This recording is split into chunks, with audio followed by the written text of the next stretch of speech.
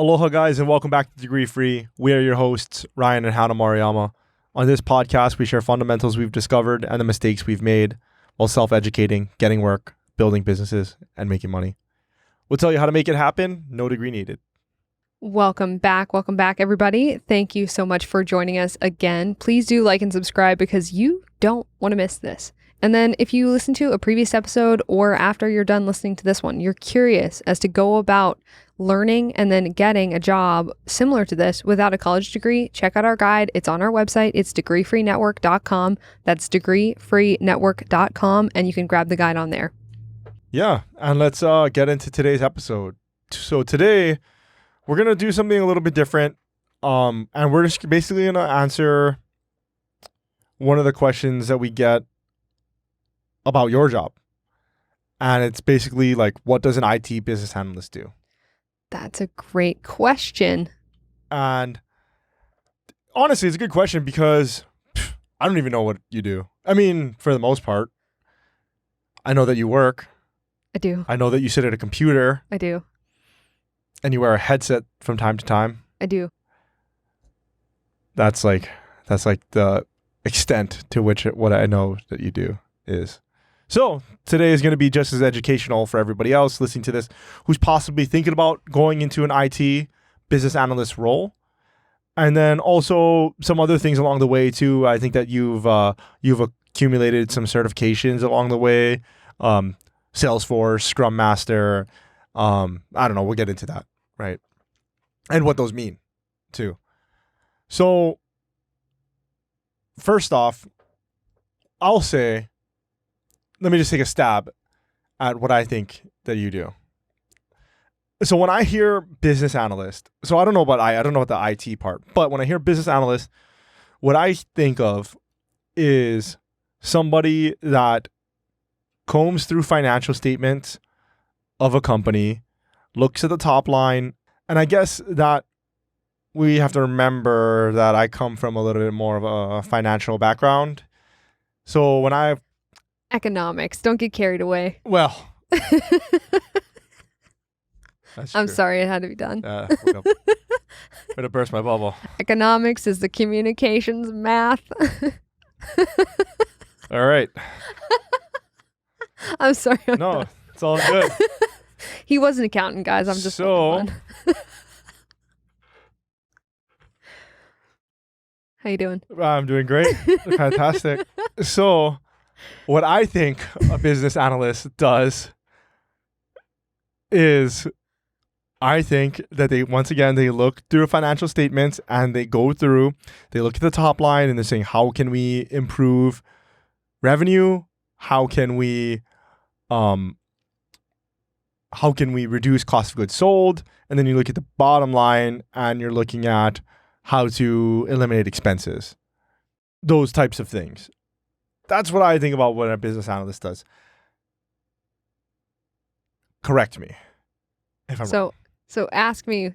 What does an IT business analyst do? Please. It had to be done. It had to be done. The How I Met Your Mother references have to be done. Okay. So what I do is I am a translator.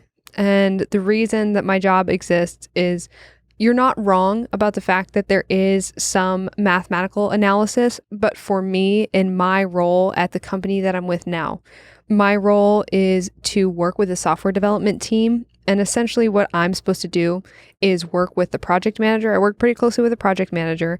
And then what I do is I talk to the developers, but most importantly, I talk to the clients, the customers.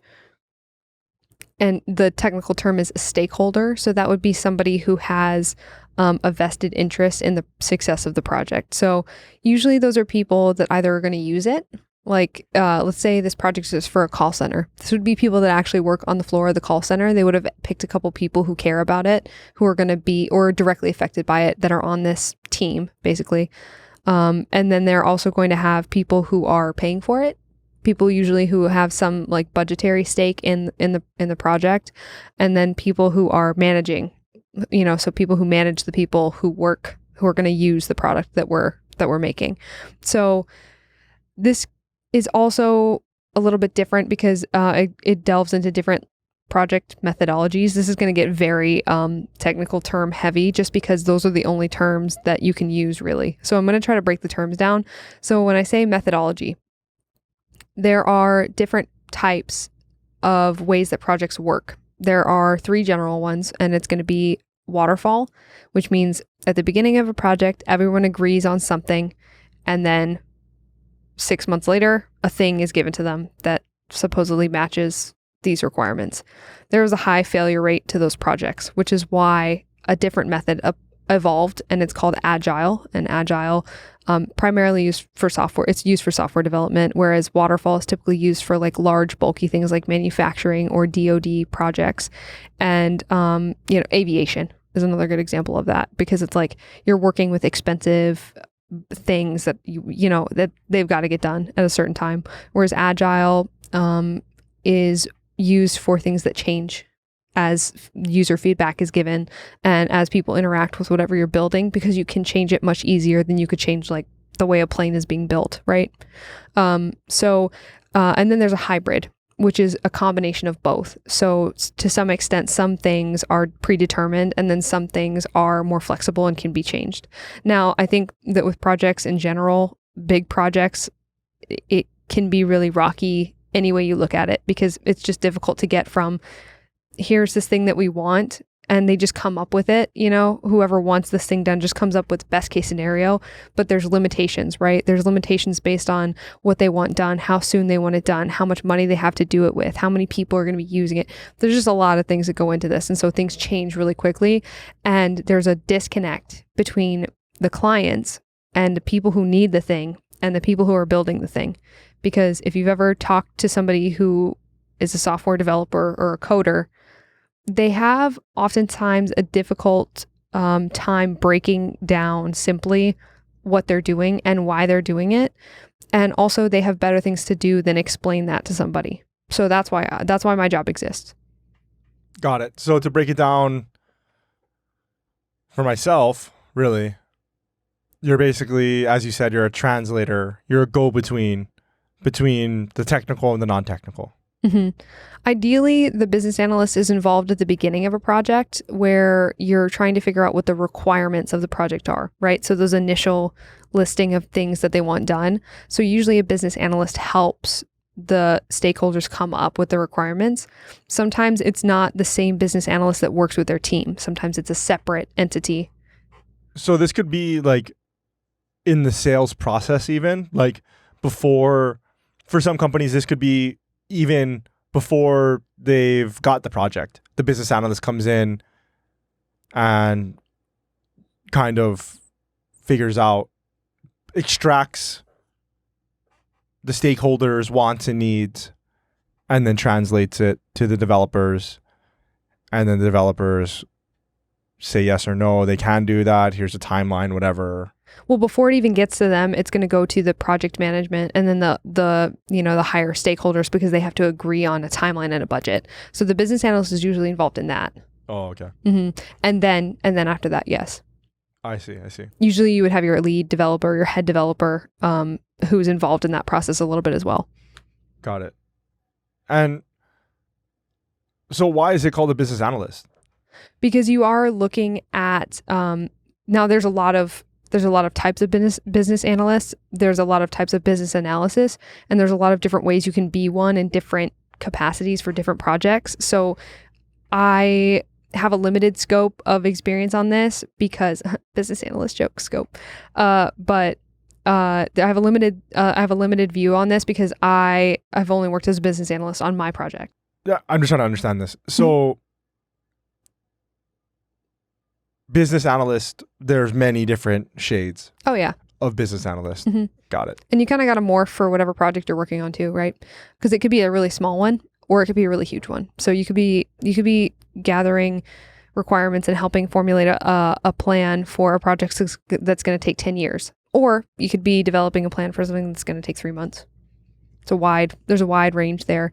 And it's going to differ really, really widely depending on what you're doing too, right? If you're doing a construction project, it's going to be a different type of analysis than you're going to do for somebody who needs a small software, right? a small piece of software that's not really going to be too hard. Right.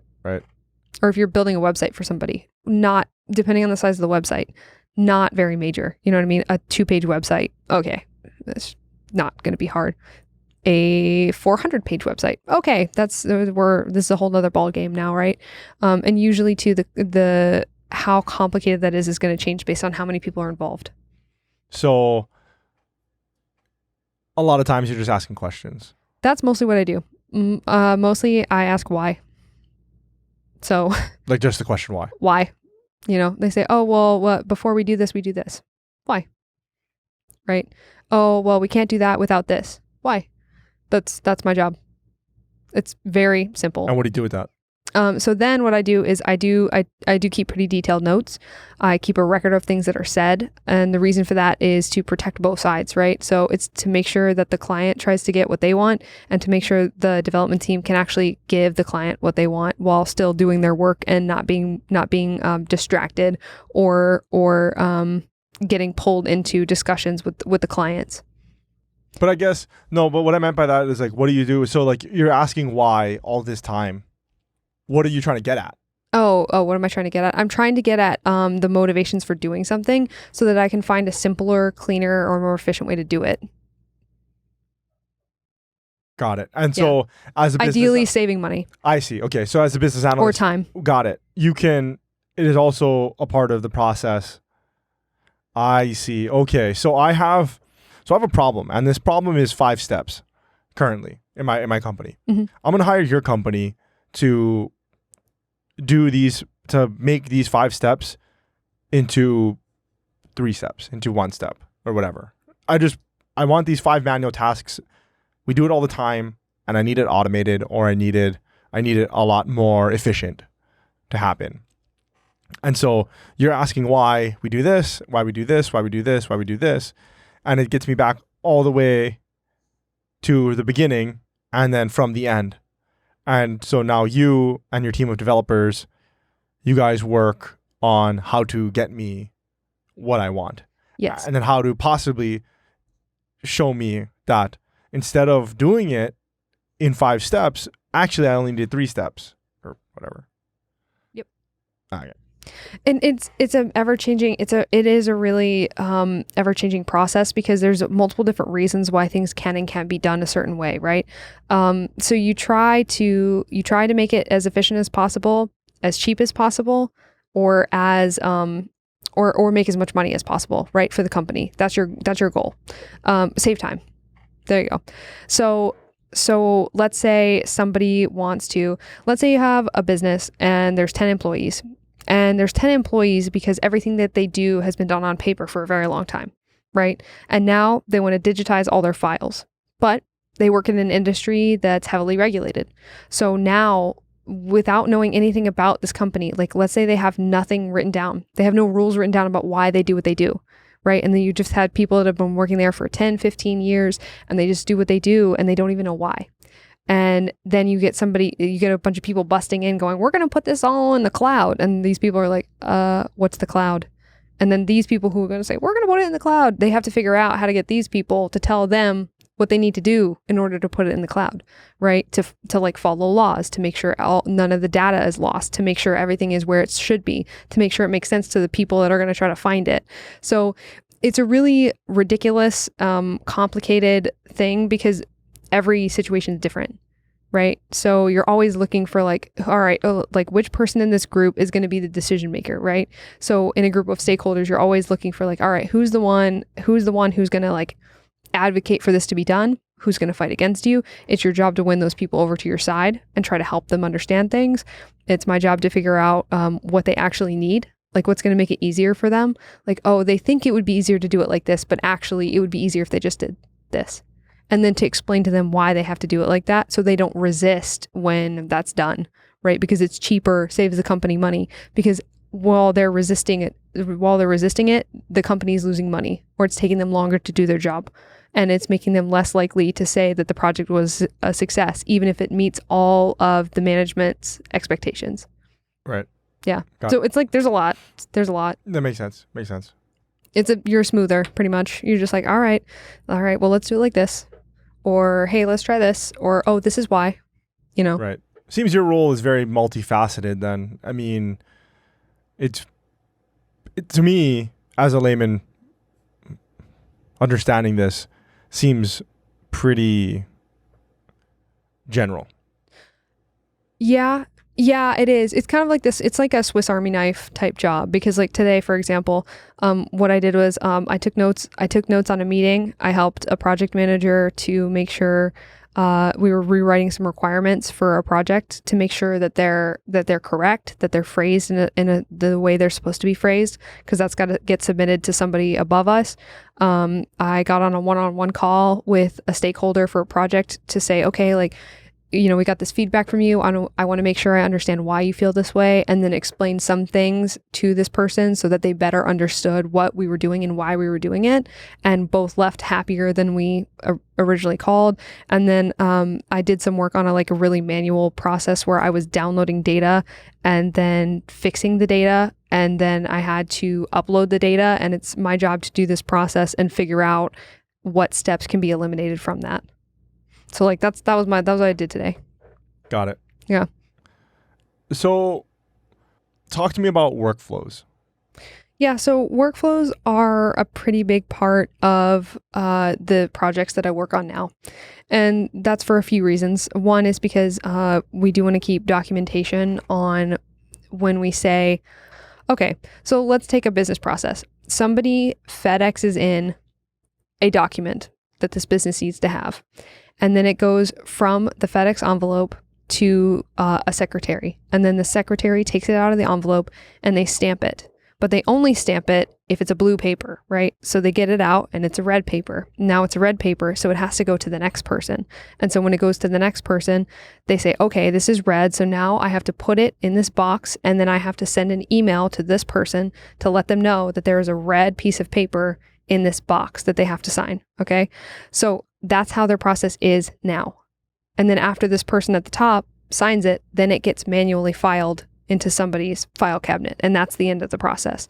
So my job is to go from start, so FedEx envelope, and then I'm supposed to go, okay, now we're going to the secretary.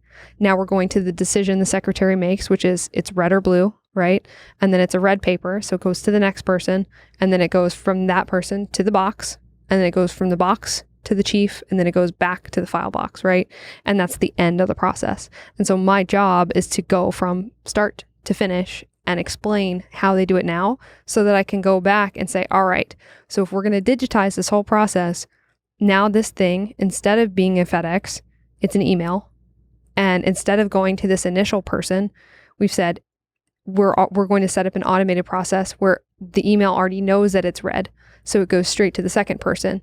And it not only does it go to the second person, it CCs the person who has to sign it. They sign it in, on the internet, and then it's automatically filed. And that's the end of the process. I see. So okay.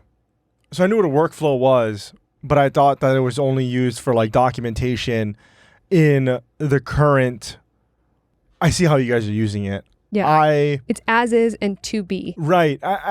That's interesting for me as somebody I've done plenty of workflows, but I've always done them as is, and then I've always done them to be, but I never did the comparison of the two, right? Well, because I never had to explain to anybody. Right, because my job is to meet with somebody and say, so this is what you do, right? And that's really important because when things are moving like this and everybody's talking about stuff and there's constant feedback, I have to say, this is it, right?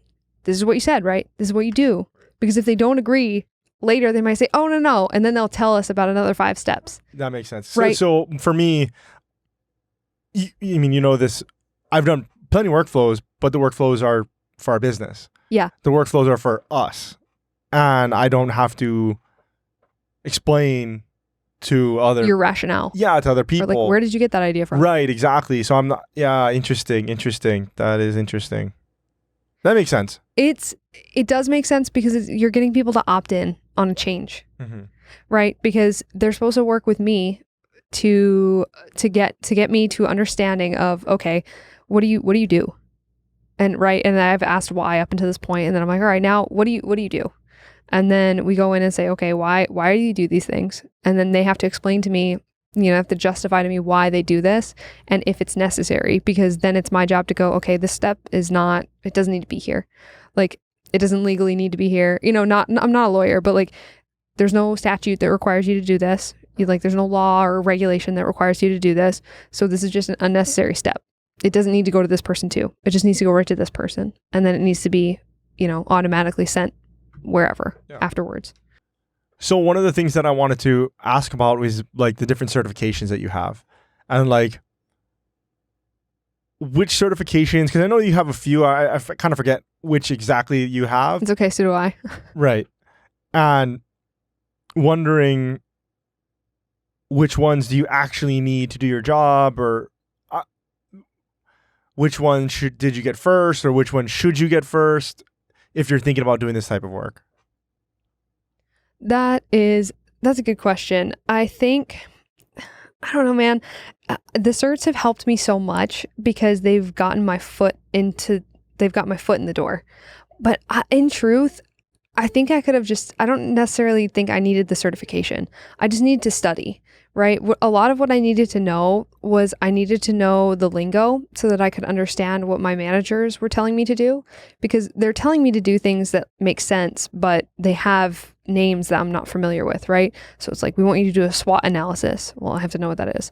We want you to do a fishbone diagram. Okay, well, I have to know what that is, right? I can't just draw a fish on a piece of paper and then go, here you go. Like, I should have done that. Give me the rundown. If my project manager now ever asks me to do that, I'm 100% just going to draw a fish on a piece of paper and scan it in. It'll be worth the effort for sure. Give me the rundown. Yeah. How hard did you work on this? No, not any harder than I needed to. Oh, well, we wouldn't want you to work any harder than you do. Oh, so good. But yeah, so it's mostly just knowing what the things are, right? There was a lot of studying. I would say my I do have a BA. My business analyst certification took me the most studying, I think. I think that I was better at studying, but I will say it had the most material to go through. So I think for listeners, just to make it easier, which ones do I have? Let's talk about first. Let's lay out which ones you have. Okay.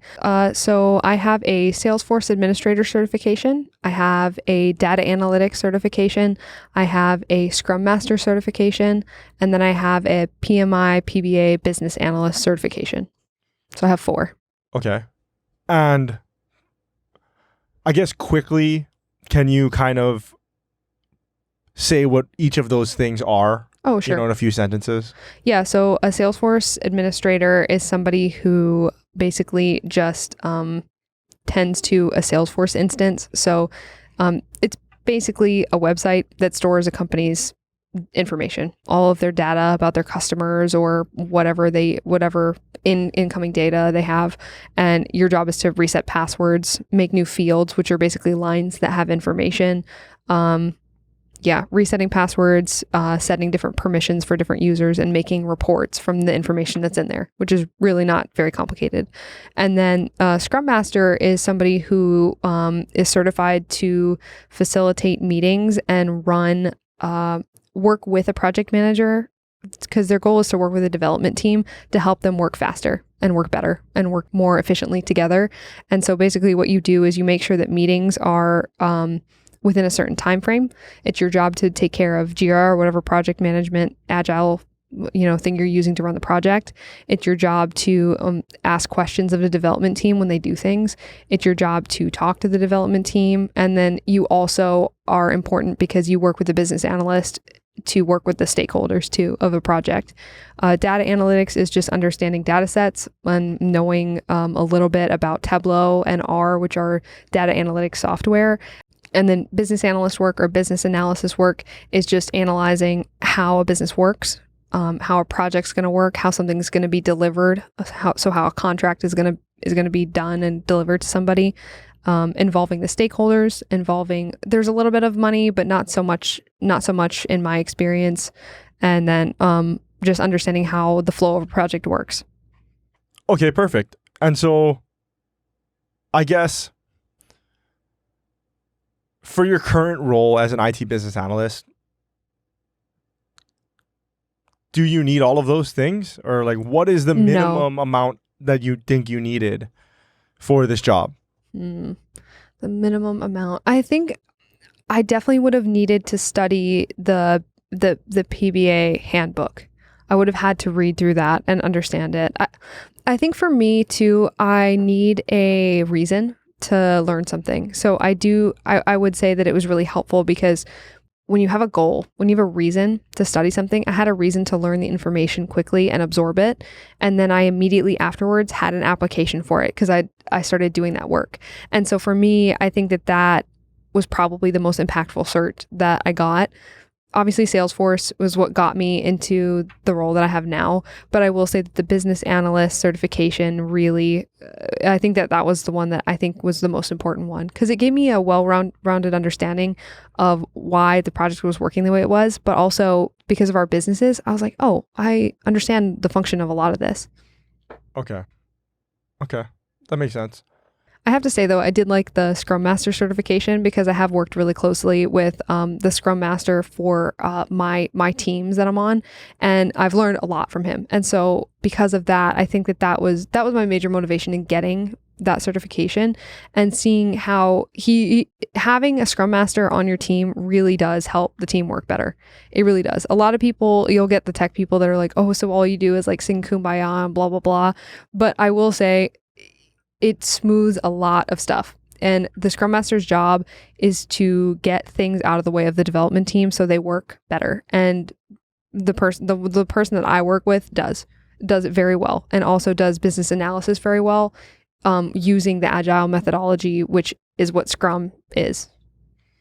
Well, it's not exactly, but it's based in, it's similar. They're cousins basically. So we kind of touched on it earlier, but I'm kind of wondering if I can just ask directly, like, what kind of traits do you have to be a good business analyst? Like, it seems exactly what you said. It seems like this is a pretty general, multifaceted role. It's not super, at least in the role that you're in, it's not super specific. Like, what are some of the traits that make a good business analyst?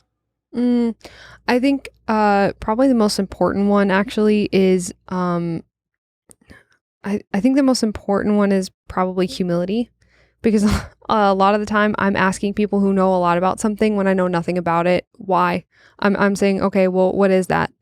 And I come into most situations with no knowledge of what's going on, and then I have to figure out what's going on, and then I have to make an assessment from a position of authority that I don't have yet very quickly. And so that involves me asking a lot of people questions that sound very dumb, right? Or sound very simple. And because of that, they can be perceived as kind of dumb. Like, if somebody says, oh, well, we have to get it done by Tuesdays. I'm like, well, why do you have to get it done by Tuesdays? Right? Or they say, oh, well, this is on the CSRSSIS. And I'm like, well, what is the CRSSIS? Right? Even if it's something that supposedly I should know, but sometimes they'll just say, okay, well, you got to jump on this meeting with these people. And I know I have no context. I know nothing about what's going on, but I have to figure out what's going on. And the only way to do that is ask questions that other people don't want to ask because it makes you look like you don't know what's going on. I guess that's kind of the whole job though, right? I mean, and I guess that's kind of like a good, well, that's what we're talking about it. But I mean, a good trait to have is you have to think about it from a beginner. You have to have a beginner's mindset. Yes. Because you are the go-between between the technical and the non-technical. Right. And I have no idea what's going on. So I spend most of my time asking developers to explain to me what they're talking about. And then on the other side of it, I spend a lot of time asking clients to explain to me what they're talking about.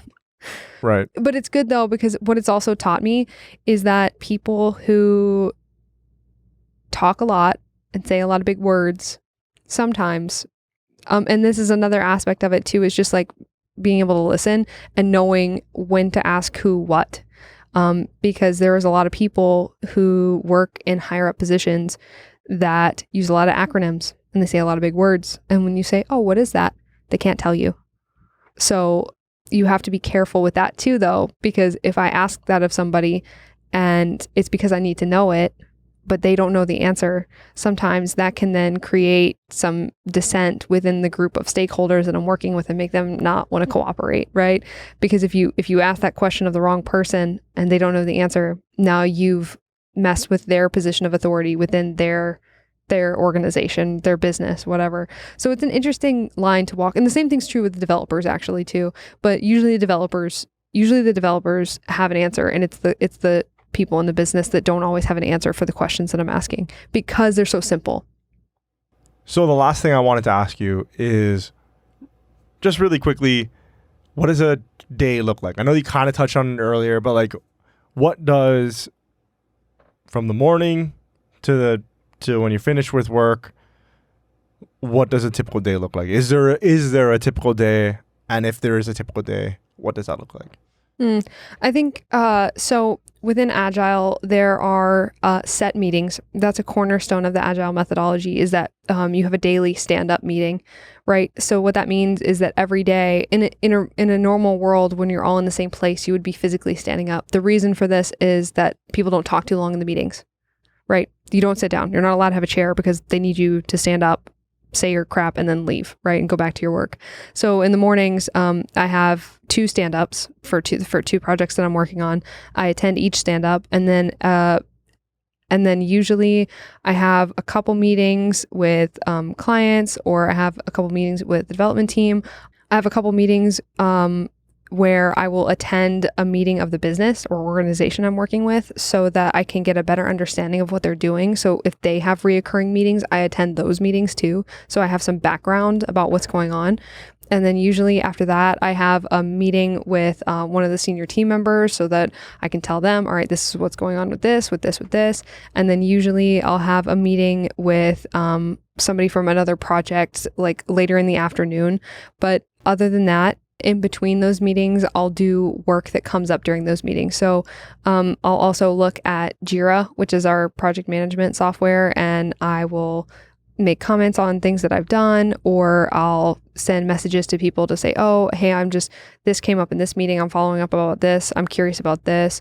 If I have a question about something specific, I'll sometimes get on the phone with one of the senior developers for a minute and ask them a question.